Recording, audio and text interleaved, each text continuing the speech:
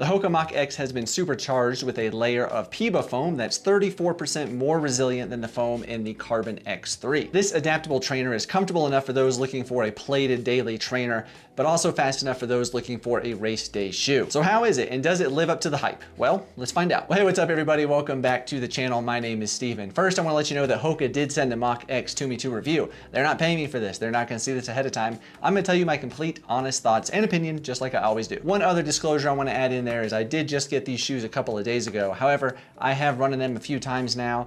I have been reviewing Hoka shoes for over 3 years, and I have been wearing Hoka shoes for about 7 years. So I know Hoka's pretty darn well. All right, let's get to it. Well, first let's go over the stats of the Mach X. It is a neutral road running shoe. And as you can see, there is some twist to it, but it's taking a little bit of force to do that. And that's probably due to the PEBAX plate inside, which we'll get to. As for the men's stack height, in the rear, it comes in at 39 millimeters, and in the front, 34 millimeters for a 5 millimeter drop. The women's shoe is 37 millimeters in the rear and 32 millimeters in the front for that same 5 millimeter drop. For the weight, my men's size 11 weighed in at 10.4 ounces or 296 grams. A women's size 8 weighs 8 ounces or 227 grams. Really, that's a pretty decent weight for a maximally cushioned shoe like this with 39 millimeters of that midsole foam, but also it has a little plate in there. We'll get to all of that.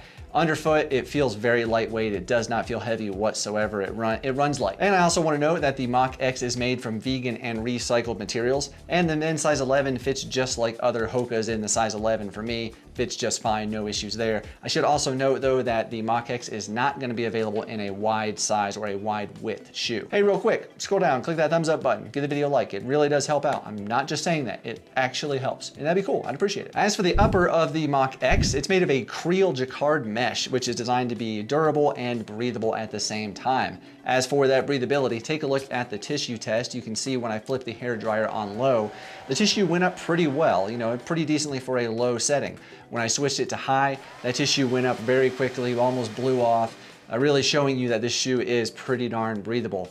In testing here in Colorado right now, it's been mid 80s, like 85, 87 degrees. And I can tell you that my foot has never once overheated. It's felt fine, and there's definitely some airflow coming through the shoe. The upper of the Mach X is a typical Hoka. It fits my foot very well, my foot shape. It really fits it nice and securely and comfortably. The toe box has plenty of room, ample for my average size foot, allows those toes to move just a little bit, and I've not had any rubbing of either my pinky toe or my big toe, no hot spots or anything like that. Moving on up the shoe to the medial arch, again, no hot spots, no blisters, no rubbing from my foot there at all. It really feels very comfortable. As for the lacing system of the Mach X, it's very typical of Hoka as well. It has their lay flat laces. They tie very well. They don't come untied. I will note though that these do feel a little stretchy. They have a little bit of a give to them, and they are made of recycled materials also, but no issues with the tying. Plenty good. Underneath of those laces, we have a tongue that Hoka has been using a lot now. It's their lay flat tongue. However, one great thing about the tongue on the Mach X is right underneath of the laces here, where they would typically put some pressure on your foot if you're really cinching those laces down. There's a really nice padded bumper, we'll call it a bumper, on the tongue that is very thick and has a good amount of padding there that really protects the foot. I have had no issues with discomfort with the laces or at the top of the foot. I've not had the tongue sliding down at all. It's been very comfortable. And I should also note that the tongue is also semi-gusseted on both sides of the shoe. Well, moving to the rear of the shoe, we have the ankle collar here, and it's decently padded and very comfortable. I've not had any issues with heel slippage or discomfort in the Achilles at all. It's not as plush as, say, the Hoka Clifton 9. This is a pretty plush heel collar, ankle collar. It really feels very similar to that of the Rincon 3. It almost feels identical to this, to be honest with you, which is good because I like this a lot. And at the very back of the shoe, you can see the heel counter here. There is a little flexibility at the top, and then at the back, there are some reflective strips right here as well. And the Hoka logo is quite reflective also. Overall, this is a very comfortable and breathable upper, incredibly comfortable. It's really what I've come to expect from Hoka. Nothing really new or fancy. It just works, and it works really well. As for the midsole of the Mach X, that's the secret sauce. That's where the real magic happens on the Mach X. So the Mach X features the ProFly X construction, which is the same construction that they used on the Hoka Rocket X2 here, and also the Hoka Carbon X3. So the breakdown of that midsole foam on the Mach X, the bottom layer here is a compression molded EVA, something we're very familiar with from Hoka. But then on top of that sits a PEBAX propulsion plate. You can see it right there through the bottom. But that is it's like a carbon fiber plate, but it's not carbon. It's not as rigid as a carbon plate. It has a little more flexibility to it, but still has a good responsiveness to it as well. I would kind of say it's very similar to the Saucony Endorphin Speed 3 plate, which is nylon, very similar to that. But then on top of that plate, there is a PEBA foam on top, which is 34% more resilient than that Carbon X3 we talked about, and it is the same midsole foam that is used in the Rocket X2. I gotta say, I was quite impressed with the ride of the Mach X. Right away, straight out of the box, when I went on my first run, I instantly thought to myself, wow, this feels a lot like the Rocket X2. It has that bouncy feel to it. It just feels like it's ready to go on a bouncy, easy day run, a long run, or when you're ready, the shoe is definitely willing and able to pick up the pace and do it very well. So that PEBAX propulsion plate underneath right there that you can see, it works very well with Hoka's early stage Meta Rocker, which is the geometry of that midsole shape essentially.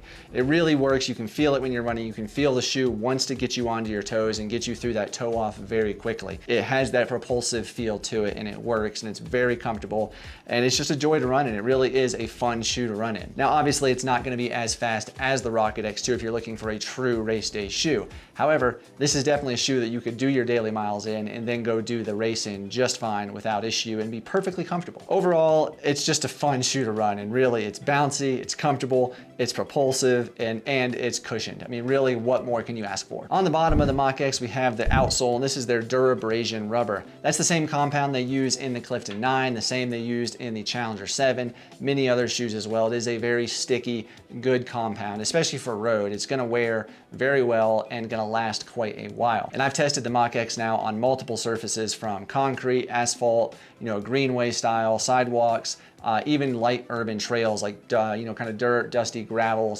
very groomed trails. But it did fantastic, really well, no issues whatsoever. Even in really loose, like sandy terrain, it was fine.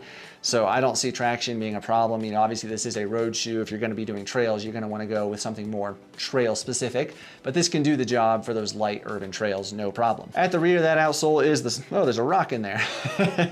At the rear of this area here, there is a, what we call the split tail, and as you see, it caught a little rock, it caught that. But it does provide some flexibility. If I squeeze the shoe, you can see it gives in there a little bit. It does allow that outsole to flex just a little bit. Give you a little more adaptability to the terrain, which is probably not that big of a deal because it's a road shoe, but it does feel nice. You can definitely tell that this is a shoe designed to last for quite a while, for those long daily miles. It has a fair amount of rubber, not a lot, but a decent amount of rubber in all the right places. I think this outsole is going to wear very well. And yeah, it's just gonna last you a long time. As for the price of the Mach X, it's gonna retail for $180 US. That's $40 more than the Mach 5, but it is $70 less than the Rocket X2 back there. Is it worth $40 more than the Mach 5? Honestly, I don't really know. I never tested the Mach 5. So if you have, let everyone know below in the comments your thoughts, if you feel it's worth $40 more than the Mach 5.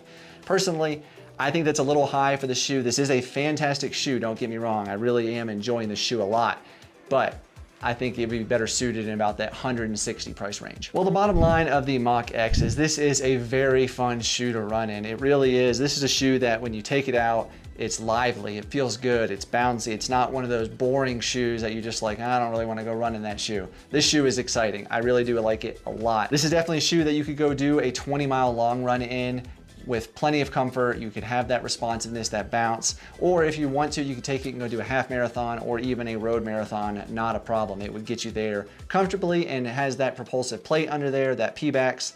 It really is a great shoe. Honestly, I'm even considering using this shoe very late into the Leadville 100 trail race because there is some pavement miles there. There's some easier trail towards the end. At least I think. We'll check it out.